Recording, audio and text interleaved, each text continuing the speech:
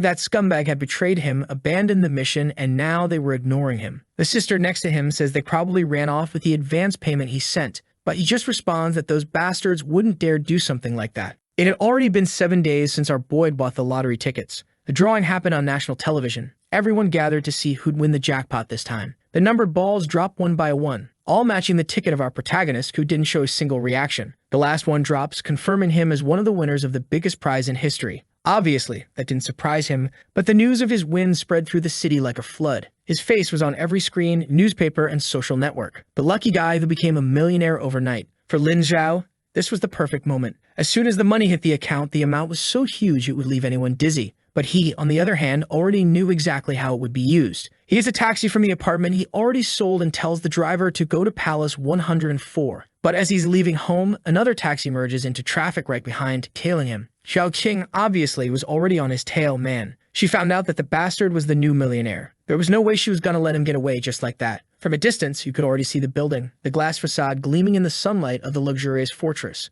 the most prestigious skyscraper in Shanghai. And soon, it would be his base not just to survive the apocalypse, but also to get his revenge. As soon as he enters the lobby, he goes straight to the front desk and says he wants to speak with Liu Mylin about the purchase. The receptionist, a bit confused, asks if by any chance he has an appointment. Our boy just says no, but he's sure she'll want to talk to him, since he's here to buy the 99th floor. Right after the so-called Mylin shows up, man. All businesswoman and professional, she comes up to our boy and congratulates him, saying she heard about his luck winning the lottery and wants to know how Palace 104 can help him. Lin Zhao says he'll get straight to the point. He wants to buy the entire 99th floor. The poor one is startled, but she can't really doubt the guy. He had won the lottery. So she says to come with her to the office. But on the way, man, Lin Zhao sees Xiao Qing entering the lobby. The girl was hunting him like a hawk, looking from side to side. And obviously, in a few seconds, she shouts his name. The sly one teleports man into flirt mode, grabbing his arm and pretending like nothing had happened that day at the apartment door. She says she's been looking for him everywhere, and right away introduces herself to Mylin as Lin Zhao's girlfriend. Mylin just says she understands, and then says they can begin discussing prices. But he just interrupts and says he'll pay 20% above the full price. The only condition he has is that he gets access to the place in a week at most. Mylin is startled and looks a bit confused. Apparently, he was willing to spend nearly the entire prize just to get that floor. She thinks the guy's being foolish. Clearly, he doesn't have experience with money and just wants to spend however. Soon enough, they'll be broke again. But she knows how hard it is for someone to make an offer on the 99th floor, given the absurd price. Only someone foolish or someone who got money easily would want to spend like that. So she says it's possible, since that's the case. The paperwork was already being prepared when Xiao Qing leaned in and whispered in his ear, asking if he was really going to buy the whole floor. He really was an amazing guy, full of surprises. She always thought he was a bit more conservative when it came to spending. Lin Zhao turns to her and says, "People change." Contract signed and the first part of the amount transferred. In the same second, she hands a credit card to Xiao Qing, then says she has the special mission of picking all the furniture for the 99th floor. She could buy the most luxurious items and have everything delivered there. Right away, Xiao Qing got all emotional thanking him. She already wanted to kiss the guy and ran out saying she was going to call her friend Yang Lai. He didn't need to worry, she was going to make that floor perfect, and he wouldn't regret it. The moment she walked out the door, Lin Zhao called the warehouse team and told everyone to get ready to transfer everything to Palace 104 to the 99th floor. 2 days later, Mylin called and said they gave it their all,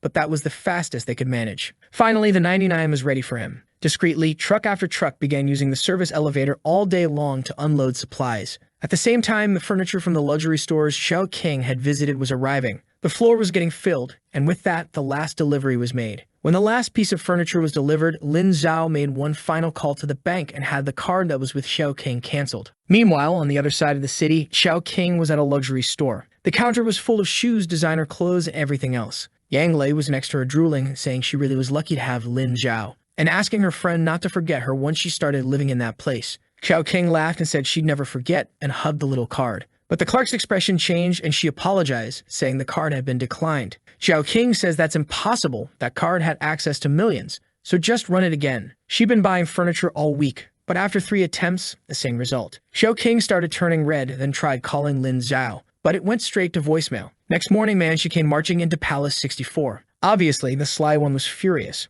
wanting to know how that bastard was ignoring the queen of that place. She stormed through the lobby like a hurricane, but as she headed toward the elevators, she was stopped. The guards told her that unfortunately, they had to check her ID. As soon as she gave her name, he apologized and informed her she was on a restricted list and couldn't enter. Even angrier, she asked if he had any idea of who she was. She was the girlfriend of the owner of the 99th floor, Lin Zhao. The guard replied he was just doing his job. Besides, it was Mr. Lin Zhao himself who requested that she not have access. The poor thing was about to explode with rage. Meanwhile, up on the 99th, our boy was finishing a few more push-ups. As always in the morning, he did a light workout while watching the news. Meteorologists were warning of an unprecedented rise in sea level. Several coastal regions were already reporting flooding, and experts said this could be the start of something catastrophic. Lin Zhao gave a dark smile. He walked to the panoramic window and looked out at sunny Shanghai. The place was beautiful and peaceful, and he said people better enjoy it while the calm lasts. On the other side of the city, Xiao King arrived at the apartment, furious with her brother, saying that Bastard had humiliated her. She'd been completely embarrassed, standing there with all those shopping bags and another kind of shame at the building. Jing, lying on the couch scratching his chin, said that Bastard was different now. He wasn't the same fool she had gotten with just take the apartment he got from his father. Xiao King said that first apartment didn't matter anymore. Now he'd be their way to riches after winning the lottery. Yang Li sprawled on the armchair, said he really was everywhere. Since the lottery thing, people had started calling him the Lucky Dragon of Shanghai. Jing's expression changed. He said they needed to move faster with a plan. If they hesitated or aroused suspicion, they'd lose their only chance. Xiao King asked what they were going to do then. He smiled and said Mao Ji probably had some contacts at Palace 64. Either he'd be won over by Xiao King, or they'd have to give a different kind of welcome to this dragon. That night, a black and gold envelope arrived for Lin Zhao. His presence was requested at the annual Elite Gala of Shanghai, held at Palace 64. A big party at 7 p.m. in the lobby. He finds it funny how the timing was perfect. That night was when the first flood would hit Shanghai. That might be a good chance to see who was going to be in this building and how everything would start. He needed to keep an eye on who had resources and maybe abilities that could make a difference. In the days leading up to the event, he kept intensifying his training and began to notice that his body was responding faster than usual. Muscles that took months to develop were now showing up in days.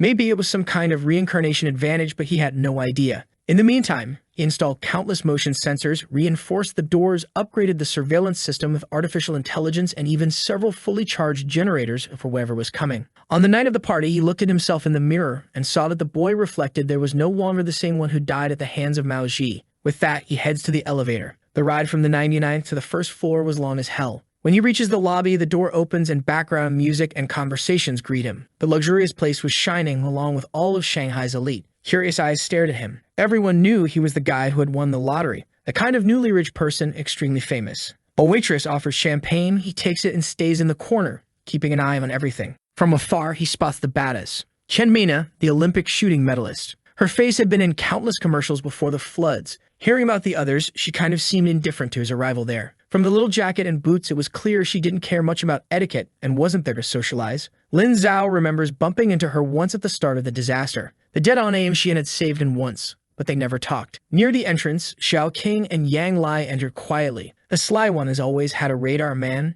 and immediately spotted our boy. She crosses the lobby smiling like nothing had happened. Comes again and sits in Lin Zhou's chair without asking and already drops a "Hey handsome." She leans in, putting everything she's got on display and says she's been trying to talk to him for days. What's going on? Lin Zhao, though, doesn't even look at her man. He just raises his glass and keeps drinking calmly. She tells him to stop being silly and not to act like that. Starts running her hand on him and asks what happened. Did she do something? If she did, she already wants to apologize. He has to understand that he can't ignore her like that. Otherwise, she misses him too much. But man, Lin Zhao doesn't say a word and keeps staring at the crowd as if she didn't exist. Suddenly, Xiao King's smile starts to fade. She then starts yelling, asking if he's really going to keep ignoring her like that, after all the time they spent together. Seeing he still doesn't respond, she throws her champagne. It hits the table and shatters. The noise immediately silences the entire party and everyone looks over man. Even Chen Mina, who was in her corner, kept an eye on the commotion. On the other side of the hall, the cursed fat guy froze mid-conversation, drawn by the sound. He was the reason they had managed to get into that place.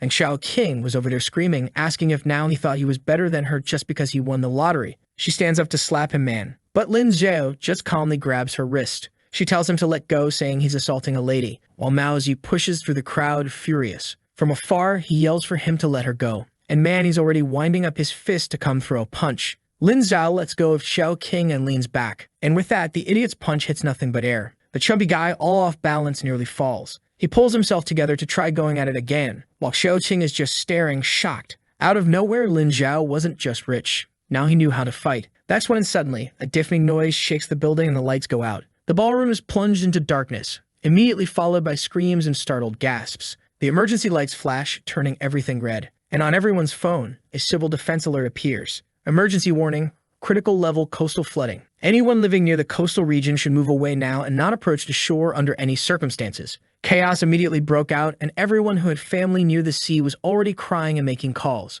Lin Zhao, on the other hand, watched it all with coldness. He picks up a new glass of champagne and heads to the elevator. The moment he presses 99, he feels a strange jolt. A technopathy power activates from 1 second to the next, and he feels as if he's connected to the entire security network. With that, he begins to close all the emergency doors on every multiple of 10 floor. In other words, on the 10th, 20th, 30th, 40th, up to the 90th floor, everything was shut. Now that everything was beginning, there was no longer any reason to hide his powers. And with everything locked, no one would be able to run up the stairs once the water rose. With that, the elevator ascends, leaving the panic behind. Meanwhile, in the ballroom, the lights come back on. Everyone was hesitant and afraid when Chen Mina appeared. She raised her hands and asked everyone to stay calm.